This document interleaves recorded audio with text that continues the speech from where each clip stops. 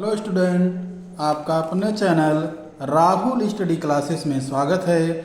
आज हम कक्षा 10 की गणित अध्याय 3 दो चर वाले रैखिक समीकरण युग्म पढ़ेंगे, वो भी राजीव प्रकाशन की बुक से, जो 2026 और 27 की नई बुक है, उसी बुक से हम लोग पढ़ेंगे। चलिए अब हम दो चर वाले रैखिक समीकरण के बारे में पढ़ते हैं। प्रश्नावली शुरू करने से पहले हम दो चर वाले रैखिक समीकरण के बारे में जानेंगे कि दो चर वाले रैखिक समीकरण क्या होते हैं और इसके सूत्र क्या हैं, ताकि हम प्रश्नावली शुरू करने में हमें कोई दिक्कत ना हो और हमें आसान लगे। चलिए अब हम आपको बताते हैं कि दो चर वाले रैखिक समीकरण ही हैं। पहले तो आप जानिएगा दो चर वाले रैखिक समीकरण युग्म। आप पाठ का नाम डालेंगे अध्याय 3। अध्याय 3 है दो चर वाले रैखिक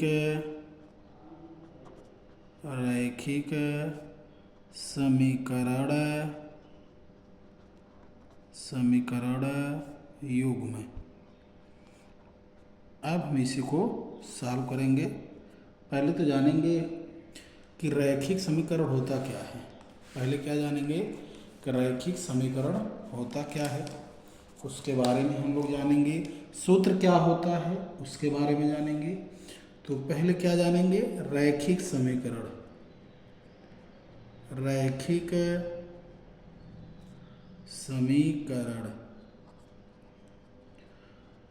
समीकरण क्या होता है? रैखिक समीकरण वह होता है जिसका उच्चतम घात 1 होती है। यानी कि आप कह सकते हैं रैखिक समीकरण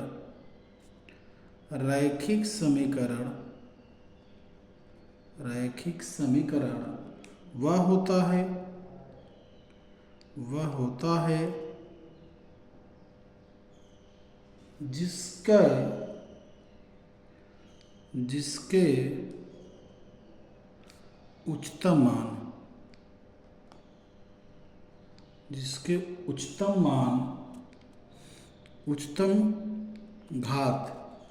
उच्चतम घात 1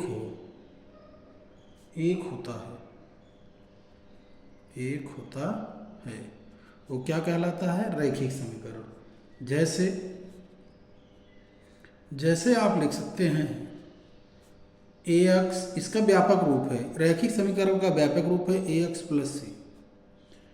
अब आपके इसमें हो जाएगा ax + 2 x + 2। अब इसका घात कुछ नहीं है तो कितना है? 1 है। आप लिख सकते हैं x - 4, इसकी घात कुछ नहीं है, x की कितना है? 1 है।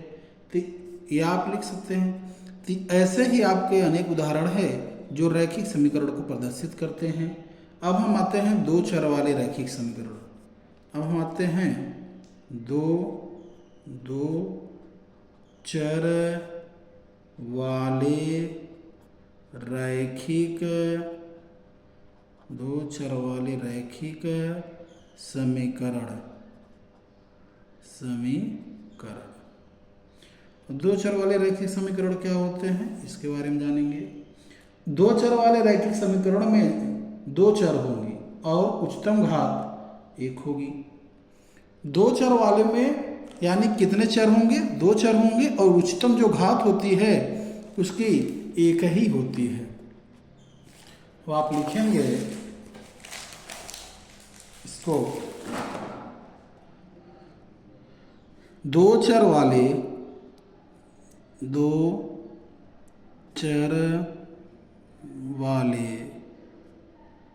रैखिक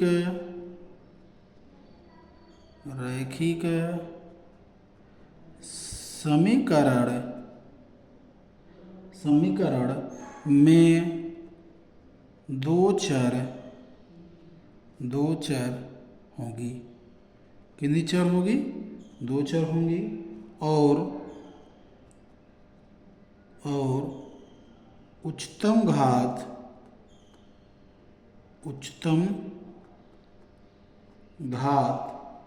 एक होगी, उच्चतम घात एक होगी। जैसे कि इसका व्यापक रूप है, आपको बताया दें, ax plus b y plus c बराबर 0। इसमें भी देखिए दो चर है, एक x है, एक क्या है y। अब इसका उदाहरण अगर हम लेना चाहेंगे तो आ जाएगा 2x प्लस 3y प्लस 8 बराबर 0। अब ये क्या है, एक x जो है ये एक चर है, x भी क्या है एक चर, और y क्या है ये क्या है, ये भी एक चर है, ये भी क्या है एक चर ही है। और ये दोनों जब मिलेंगे तो दो चर हो जाएंगे। कितना हो जाएंगे, दो चर होंगे। कितने चर होंगे, दो चर होंगे। ये आपका होता है दो चर वाले रैखिक समीकरण। जो भी साथी चैनल पर नए हैं, चैनल को सब्सक्राइब जरूर करें। अब हम इसके सूत्र के बारे में कुछ जानेंगे।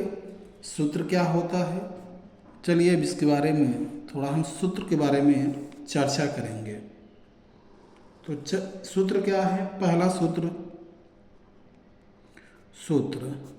पहला, जब रेखाएं संपाती हो, जब रेखाएं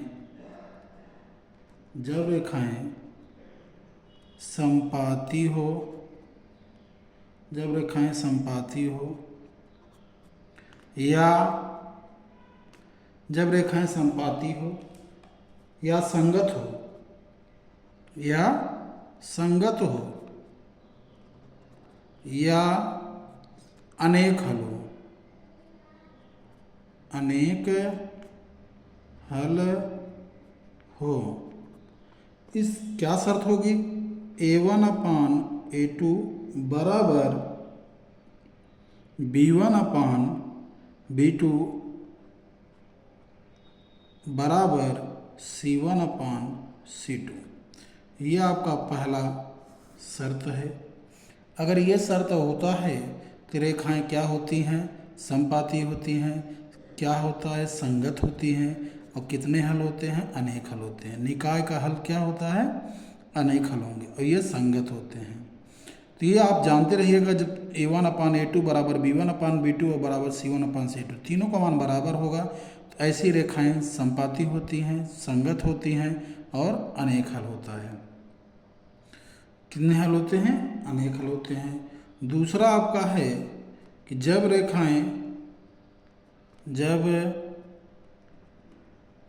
रेखाएं एक बिंदु पर प्रतिच्छेद करें, एक बिंदु पर क्या करें, प्रतिच्छेद करें, या जब एक बिंदु पर प्रतिच्छेद करेंगी या अद्वितीय हल हो, कैसा हल हो, अद्वितीय हल हो, अद्वितीय हल हो। और अद्वितीय हल होगा तो ये संगत भी होंगी, अद्वितीय हल होगा तो संगत भी होंगी, संगत हो, अद्वितीय हल हो और संगत भी हो। कंडीशन क्या होता है, a1/a2 नॉट इक्वल b1/b2। अगर ये कंडीशन आपका है तो रेखाएं एक बिंदु पर प्रतिच्छेद करती हैं और उनका हल जो होगा वो अद्वितीय होगा और वो संगत होंगी। अब अगला है तीसरा देखेंगे। तीसरा क्या है, तीसरा आपका है जब रेखाएं समांतर हों, जब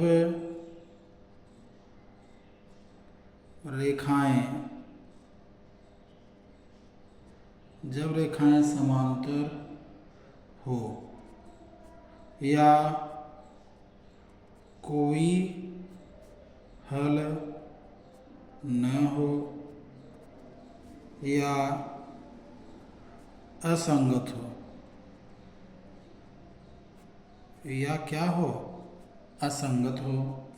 क्या कंडीशन है इसकी?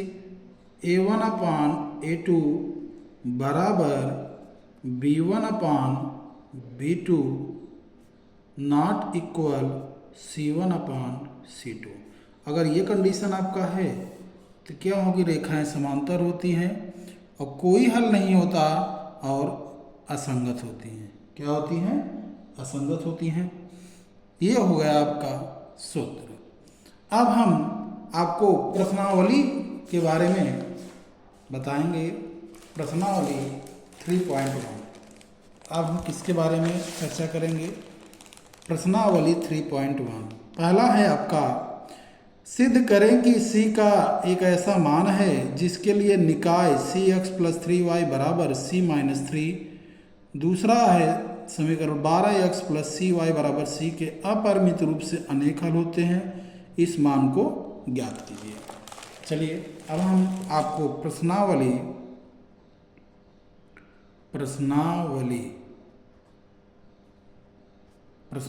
3.1 इसके बारे में हम करेंगे चर्चा। पहला आपका हल देखिए, cx + 3y बराबर c - 3, 12x + cy बराबर c, और आपको इसमें c का मान बताना है। तो चलिए हम इसको थोड़ा से समीकरण के रूप में लिखेंगे। समीकरण के रूप में क्या लिखेंगे? cx + 3y, ये प्लस है तो इधर आ क्या हो जाएगा? -c, और -3 है तो इधर आकर +3 बराबर 0। समीकरण 1। 12x + cy - c बराबर 0। समीकरण 2। अब हम समीकरण 1 और समीकरण 2 की तुलना करेंगे। किससे तुलना करते हैं? लिखेंगे समीकरण 1 की तुलना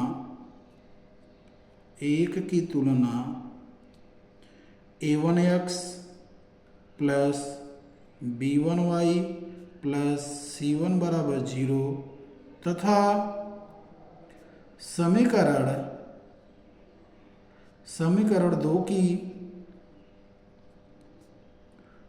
की तुलना a2x + b2y + c2 बराबर 0 से करने पर। अब हम इसको तुलना करेंगे, यानी कि लिखेंगे यहाँ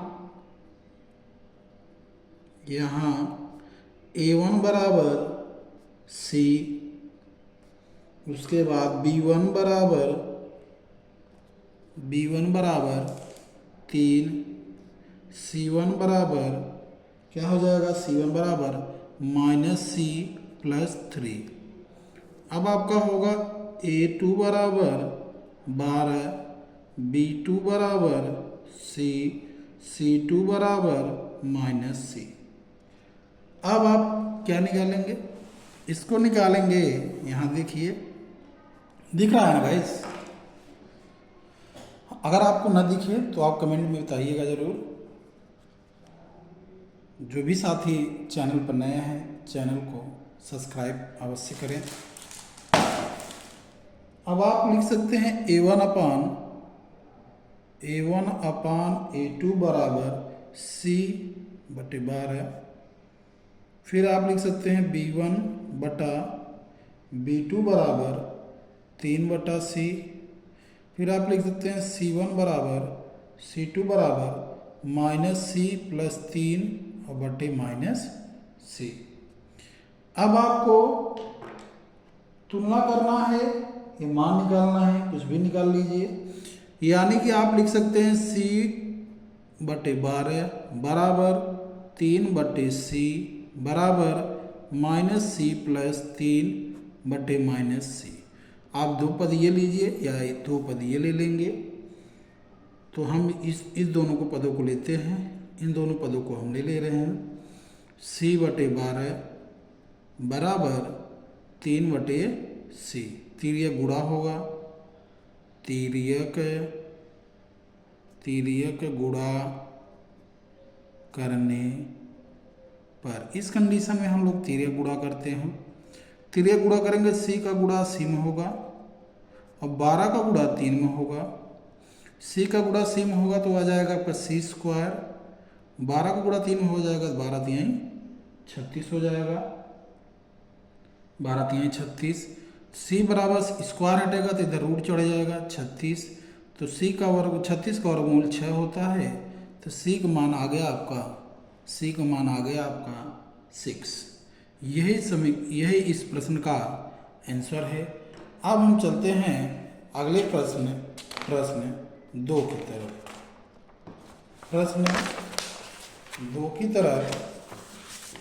प्रश्न 2 क्या है आपको हम दिखाते हैं।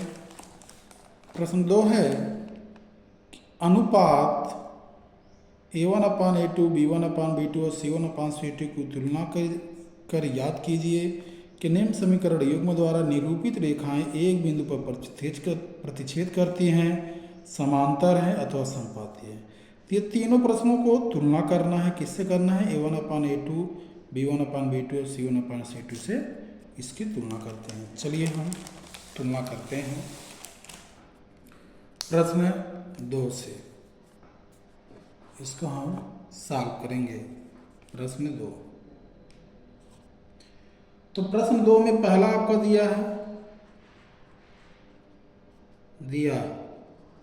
पहला आपका है 5x minus 4y, 5x minus 4y plus 8 बराबर 0, समीकरण 1। दूसरा है 7x प्लस 6y माइनस 9 बराबर 0, समीकरण 2। अब हम क्या करेंगे? यहाँ लिखेंगे 5x माइनस 4y प्लस 8 बराबर 0, समीकरण 1। यहाँ लिख लेंगे 7x प्लस 6y और माइनस 9 बराबर 0, समीकरण 2। अब समीकरण 1 की तुलना यहाँ कर देंगे। a1x plus b1y plus c1 बराबर 0 से तुलना करने पर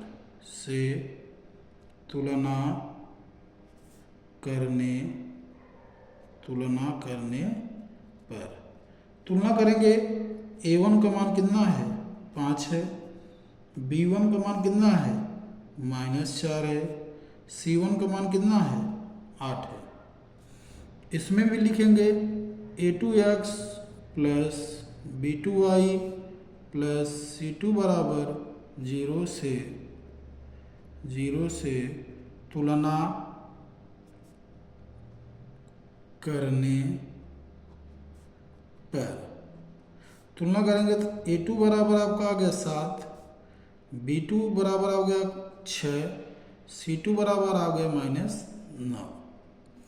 अब हम चलते हैं प्रश्न के अनुसार। प्रश्नानुसार लिखेंगे, प्रश्नानुसार यानी कि प्रश्न के अनुसार। अब प्रश्न के अनुसार क्या है? तुलना करने की बात है। तो a1/a2 बराबर 5/7, b1/b2 बराबर -4/6, c1 बराबर c2 8/-9। तो आप यहाँ देखिएगा a1/a2 और b1/b2 बराबर है नहीं, तो आप लिख सकते हैं 5/7 नॉट इक्वल -4/6। जब यही दोनों मान नहीं बराबर हैं, ये दोनों मान नहीं बराबर हैं, यानी कि आप यहाँ कोष्टक में लिख सकते हैं a1/a2 नॉट इक्वल B1/B2। जब ये बराबर नहीं है तो आप लिखेंगे अतः रेखाएं एक बिंदु पर प्रतिच्छेद करेंगी। आंसर इसका होगा, लिखेंगे अतः रेखाएं एक बिंदु पर प्रतिच्छेद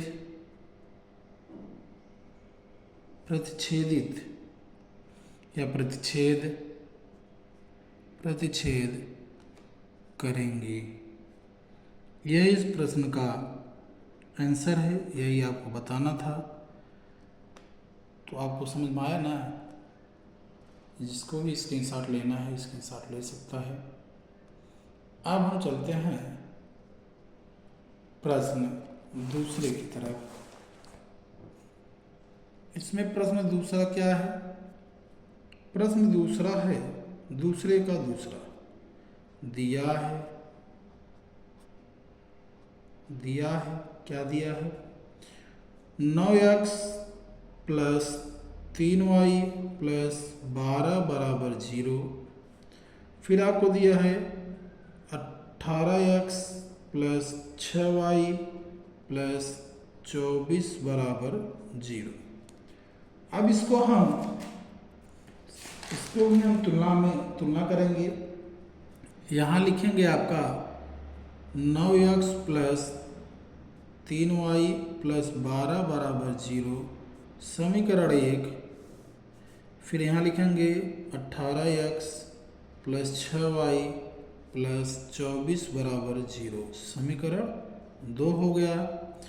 इसमें भी तुलना करेंगे, लिखेंगे a1x + b1y + c1 = 0 से तुलना करने पर तुलना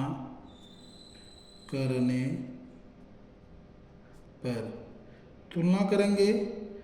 a1 बराबर आपका आ जाएगा 9, b1 बराबर आपका आएगा 3, c1 बराबर आपका है 12।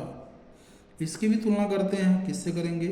a2x + b2y + c2 = 0 से तुलना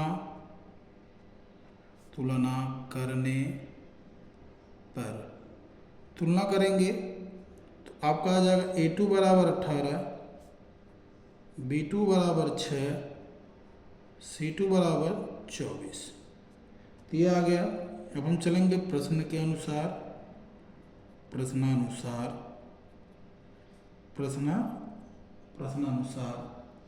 लिखेंगे आपका a1/a2, b1/b2 तथा c1/c2 से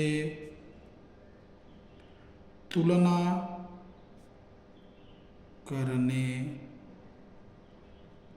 करने पर।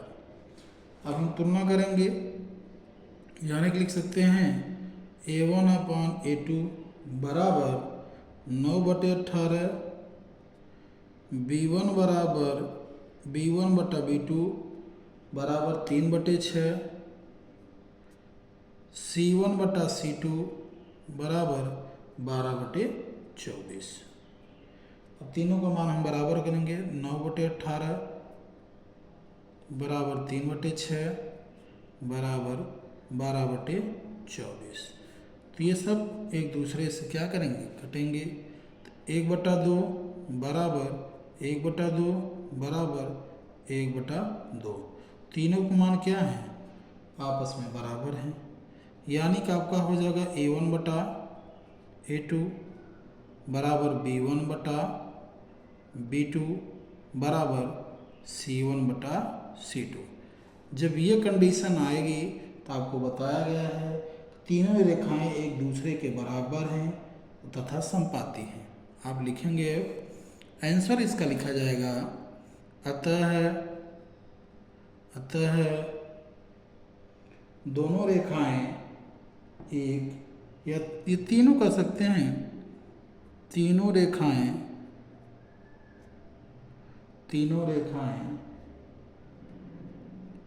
तीनों रेखाएं एक दूसरे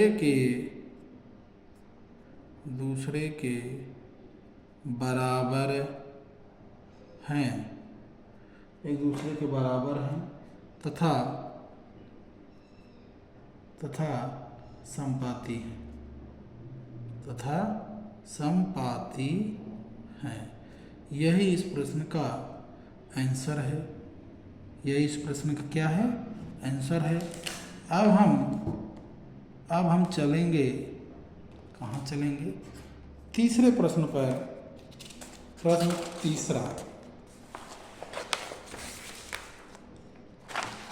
प्रश्न तीसरा है दूसरे का तीसरा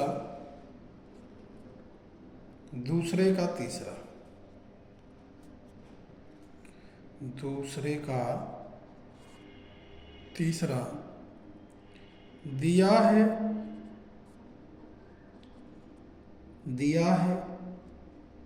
6x - 3y + 10 = 0, 2x - y + 9 = 0। इसको भी हम अब सॉल्व करेंगे। 6x - 3y + 10 = 0, समीकरण 1, 2x - y + 9 = 0, समीकरण 2। लिखेंगे a1x + b1y + c1 = 0 से तुलना करने पर a1 = 6, b1 = -3, c1 = 10। a2x + b2y + c2 = 0 से तुलना करने पर। तुलना करेंगे, a2 बराबर आपका 2 आ जाएगा, b2 बराबर आपका -1 आएगा, c2 बराबर आपका 9 आएगा। अब हम तुलना हो गया। अब हम चलेंगे प्रश्नानुसार। प्रश्न के अनुसार प्रश्नानुसार क्या है? आपका लिखेंगे a1/a2, b1/b2 तथा c1/c2 से तुलना करने पर। तुलना करेंगे तो आप लिखेंगे a1/a2 कितना दिया है आपका? 6/2। b1/b2 कितना दिया है आपका? -3/-1। c1/c2 आपका दिया है 10/9। तो आप लिख सकते हैं 6/2 बराबर -3/-1 बराबर 10/9। जब हम इसको विभाजित करेंगे तो यह आपका आ जाएगा 2×3 = 6, माइनस कैंसिल हो जाएगा। जिसके बटे में 1 है तो उसे सिर्फ 3 ही लिखा जाएगा, बराबर 10/9। तो ये दोनों देखिए, ये दोनों संख्याएं क्या हैं? आपस में बराबर हैं, लेकिन ये बराबर नहीं है। ये बराबर जब नहीं है तो आप इसको क्या लिखेंगे? लिखेंगे a1/a2 बराबर b1/b2 नॉट इक्वल c1/c2। यानी कि ये कंडीशन 2 मान बराबर हैं, लेकिन तीसरा मान क्या है? बराबर नहीं है। इसको फाइनल में आंसर लिखेंगे, अतः रेखाएं क्या हैं? समांतर हैं। लिखेंगे अतः रेखाएं समांतर हैं। समांतर का मतलब है एक दूसरे को कहीं पे भी प्रतिच्छेद नहीं करेंगी। और जब प्रतिच्छेद नहीं करेंगे तो ये समांतर हो जाएंगे। तो यही इस प्रश्न का आंसर है, यही इस प्रश्न का आंसर है। अब हम आज का वीडियो यहीं समाप्त करेंगे। अब हम आपको मिलेंगे अपने अगले पार्ट 2 में। तो आज का वीडियो यहीं समाप्त होगा। अगर आपको वीडियो अच्छा लगा हो तो वीडियो को लाइक करें और अधिक से अधिक अपने दोस्तों के साथ शेयर ज़रूर करें। धन्यवाद।